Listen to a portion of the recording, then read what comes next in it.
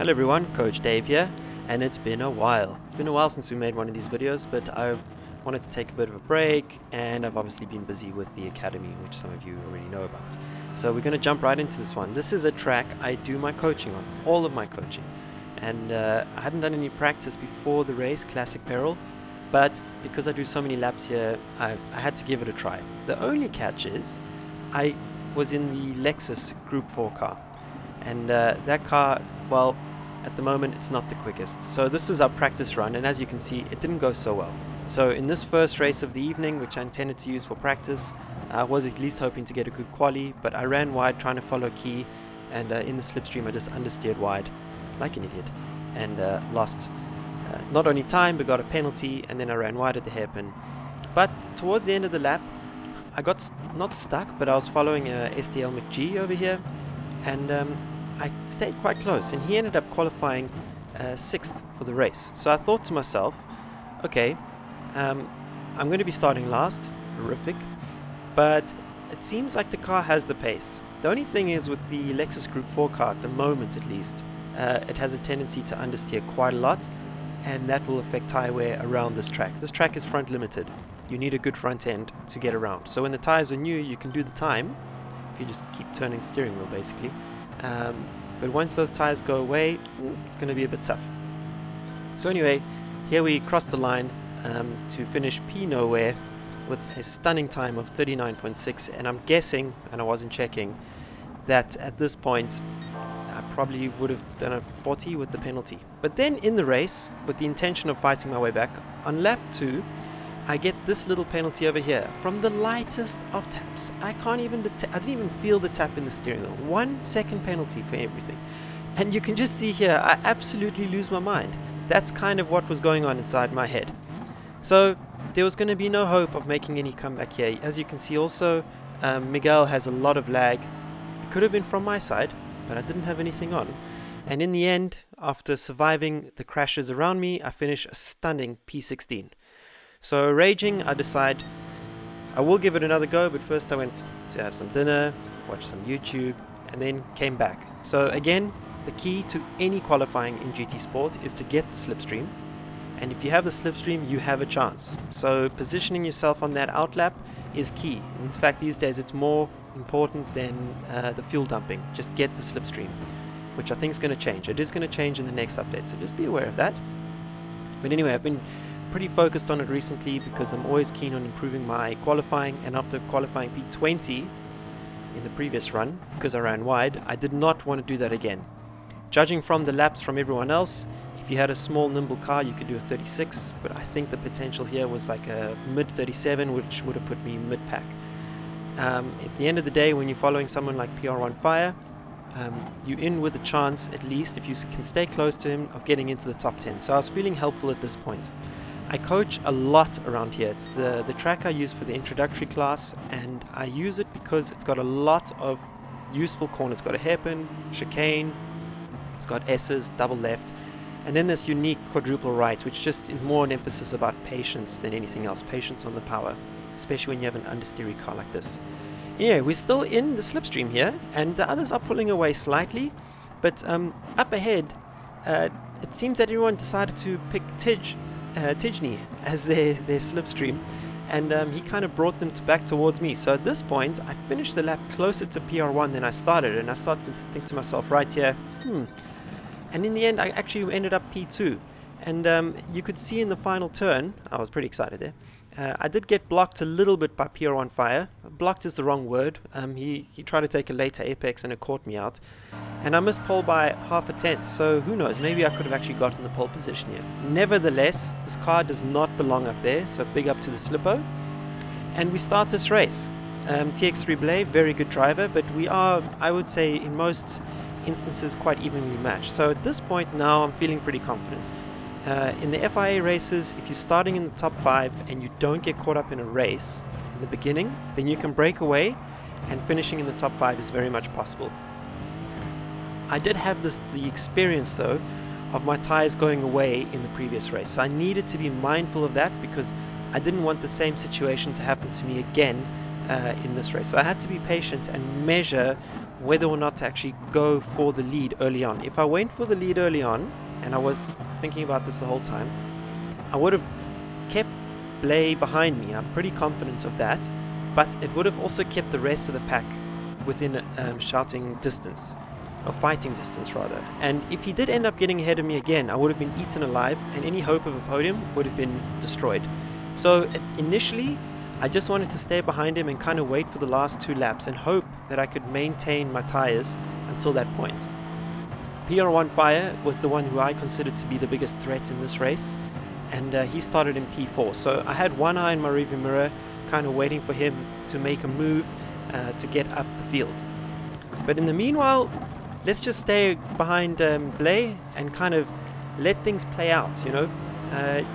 At the beginning of the race, I seemed to have the pace. Keep in mind that I probably could have been on pole if I didn't have to lift just slightly in the last corner, because it was only half a tenth. So I felt pretty confident pace-wise, and I don't know how many hundred of laps here a week. I kind of knew how to manage the tire provided I stayed in his slipstream, because the mid-engine cars, I think here, they just have a slight advantage when it comes to rotation. And one of the cars that I use during coaching is the Ferrari, and even though it feels heavy, it does rotate very nicely, and that's mid-engine. This Lexus that I've decided to use in the Manufacturers series was a massive mistake, and I didn't realize that it was an understeering barge, more akin to a tanker that floats in the ocean than an actual racing car. So I tried the other day, for example, when the Manufacturers series was at Suzuka, and let's just say it didn't go well. I didn't finish last though, so at least we had that, but I just couldn't get the car to turn. So around here, at least I had the experience, which is why I wanted to do the race. It's quite a fun, I enjoy this track. A lot of people don't, but I think it's pretty awesome. So we're just staying behind TX3 and just relying on the slipstream. The guys behind us are starting to fight, and it's pulled a bit of a gap. So now I'm starting to believe, maybe, just maybe, I can finish in the top 3 here with this car. And that will be probably my best manufacturer's result so far. This is the top split, and we know it's the top split because of the points available to the winners. And it was over 330 points. Anything sort of between 335 and 350 plus is considered top split. Anything below that, and you're not quite in second split, it's more like 1.5 split, which was kind of where I was with the Gran Turismo Sport broadcast. I wasn't quite top split there, but I think that was also related to the time of day. The top guys don't tend to do the first race of the day, although that is an opportunity to score a decent amount of points. Like if you want to win, it's less populated at 4 p.m. UK time, although these days I think that's 5 p.m. given the time zone difference. But always keep that in mind. If you want to score better points, play when everyone else is working. Simple as that. Anyway, this wasn't one of those sessions. This was like sort of prime time, and I'm staying with Blay reasonably comfortably here. He is pulling. You can see he's inching away like a tenth a lap, but it's enough for me to stay in the slip and just be within contention. Meanwhile, behind us, PR1 Fire is now, he's cleared P4 and he's on the hunt. And once he catches the slipstream and gets pulled in, I'm going to be in trouble. So I'm keeping this in mind. He is one of the fastest drivers in this game, no question. Also a bit of a single lap specialist. He can bang in a world record when he feels like it, probably with his eyes closed. I wish I had 1% of his driving ability. So I'm trying to just keep in mind that, David, if you get the close enough, you have to go for the move. And I run a little bit wide here, but it's still okay. I get a nice run on the exit, and at the same time, Blay runs a little bit wide. So there was a little bit of a chance to get close. And now I'm thinking to myself, okay, we've kind of broken away from the group. Now is my opportunity to probably go for a move and get in front of Blay and hopefully bring him back towards Fire. And then if they start racing each other, I can maybe pull a big enough gap to get away. So I'm now thinking about the win, okay? But I don't want to be Dirty Dave dive bomb specialist. So I'm trying to wait for a moment where maybe Blay makes a mistake. But as you can see, he made the tiniest of errors there, and that would turn out to be the last error he ever made. So here was an opportunity. I maybe could have gone for a move there, but I wasn't so confident going into the hairpin. I was losing the rear a bit. you can actually see that I'm running a little bit front on the bias, despite it being a front-wheel drive car. What you don't want, because there's no weight at the rear, not front-wheel drive, excuse me, front engine, because there's no weight at the rear, if you do lock the brakes going into the corner, into the hairpin, you're not going to catch it. And it doesn't, what happens is you don't actually experience any rear tire wear, unfortunately, so it doesn't balance out the car. But after that oversteer, you get chronic understeer through the apex, which is what I teach a lot. You want to avoid that. So that's why I move the brake bias forward, to maintain the balance of the car and to avoid any rear locking in the final phase of braking. So it's surprising, you know, because Gran Turismo is accused of, I mean, Lando just gave it a really hard time the other day, but Gran Turismo is accused of not being the most realistic, but it gets those little things right, and that to me is the main thing. It understeers when it should, and it oversteers when it should, which is why I played so much. Okay, now we are even closer than the lap before, and actually, frankly, I was a bit surprised. We lap 5, 6 to go, starting the 6th right now. Oh no, we're starting the 5th right now, excuse me. Tires are still okay, and we've actually closed up to play. Obviously the slipstream is helping, but all things being equal, this Lexus shouldn't be here in the first place. So now I exited the chicane really well. There's a little secret there that I reserved for the coaching, and this was the move I should have gone for. Right now, maybe a bit too far behind, and maybe if I went for the move there, it would have been another bomb, but I think I would have got the apex. So let's see if that hesitation was detrimental to the race strategy, because at that point there, I felt like, David, if you wanted to go for the move, now was the time. You could see there I could not open up the left hand as much as he could, because I couldn't get the rotation in the middle, so I was kind of compromised. And then through this long right, look how long I'm off the throttle. For almost 2 apexes, you could say, I was completely off the throttle, just waiting for rotation. That's not because necessarily of the understeer, I'm just trying to indicate the technique. Many of you who have listened to my videos, you'll hear me talk about patience and never getting on the power before the car is rotated, and there was just a good example of it. A couple of times here though, I got greedy and ran wide, and that kind of put me at a compromised position. As you can see, I just dipped my head there, and that was because I got too greedy before the apex. So I saw Blay pull away a little bit, and I thought to myself, I need to go. PR1 Fire thinks of a move and doesn't go for it, which in the end may actually prove as a critical mistake from his side. Still, I'm racing in with some top guys here, and I'm having a ton of fun. I've been playing a lot of other simulators recently, and I still always come back to this one. I have just gained a lot of satisfaction from this game. I just can't help it, you know. It's part of my muscle memory, and these days, because I'm playing the others so much, I've calmed down a lot when I come to the FIA races, primarily because I feel so much more confident in this game, because it's baked into me from a young age. I didn't play sort of iRacing. I've played iRacing for a long time, but not nearly with the same consistency or even intensity as Gran Turismo. So it's given me, as I've played those games more, especially ACC, I've put a lot of time into recently. But as I play those games more, I come to realize how much I enjoy GT Sport, and it gives me a sort of, I get much less nervous these days during these FIA events. So now, during the COVID-19 crisis, where we're all stuck at home, I'm seriously considering how I can manage to do the official championship. Even though, as you know, because I'm South African, I will never qualify for the World Finals, but I still want to give it a go. And as you could see there, if you were paying attention to my review mirror, PR1 just got murdered by the invisible wall in the final turn. So if we flick back here, you're going to see just he's taking his normal line, and all he wants to do is square off the exit as much as possible to get a run, and boom, the invisible wall of death got in his way. Poor guy. Okay, but happy Dave. So, you know, these things happen in this game. It's unfortunate. It's not necessarily netcode, it's just a rendering issue.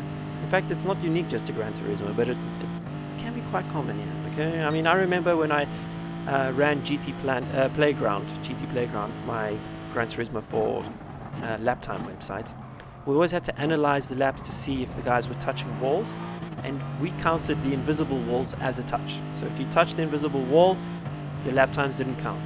it seems that even in GT Sport on a PlayStation 4, that's still happening. So let's see, hopefully with GT7, whatever it's going to be called, on PlayStation 5, they've kind of fixed those rendering issues. They can get much tighter with the pixels.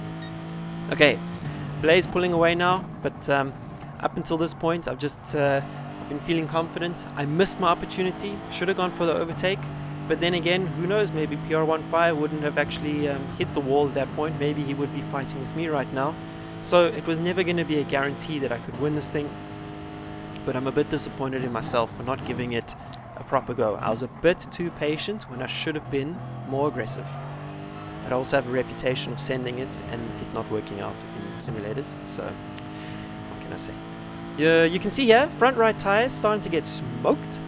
So we're just going to jump ahead because not much exciting stuff happens pretty much until the last lap. So let's skip ahead until the last lap. You can see I've now lost the slipstream. Blay is gone, and the guys behind are going to start catching me.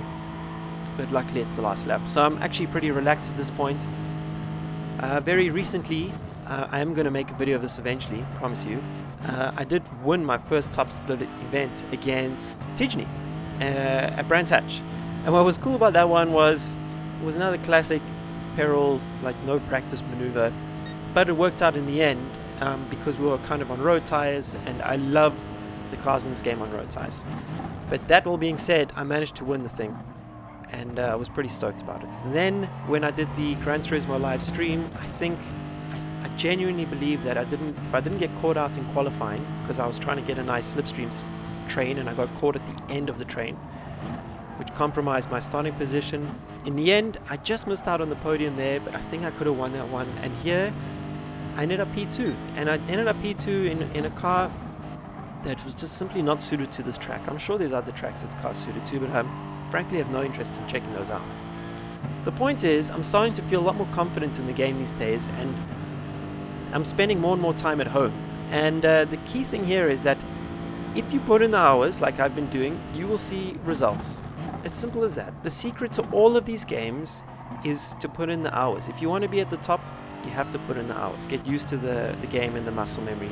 And then, who knows, you know, you guys have seen some of my races, they've been terrible, but these recent ones have been really good, and I'm pretty proud of them.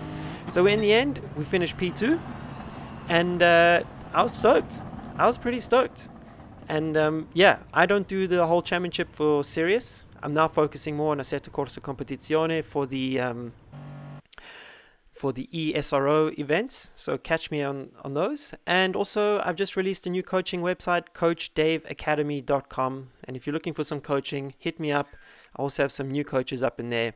But anyway, I hope you enjoyed it, hope you had fun, and until the next one, I'll catch you around the next lap. Peace.